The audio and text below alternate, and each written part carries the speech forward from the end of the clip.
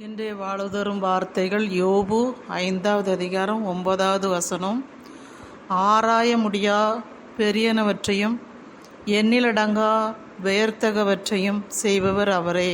ஆம், ஆண்டவர் நம்மளுக்கு ஆராய முடியாத அளவுக்கு அதிசயங்கள் செய்கிற தேவன். மனித எண்ணங்களுக்கும் புத்திகளுக்கும் மேலாக செயல்படுகிறவர் தான் நம்ம ஆண்டவர். ஆண்டவர் எல்லாம் கடந்தவர், நம்ம நினைப்பதற்கு மேலாக ஆசீர்வதிக்கிறவர். நம்ம எண்ணிக்கையிட முடியாத அளவுக்கு நம்மளுக்கு ஆசீர்வாதங்களை தருகிறவர் நம்ம ஆண்டவர்.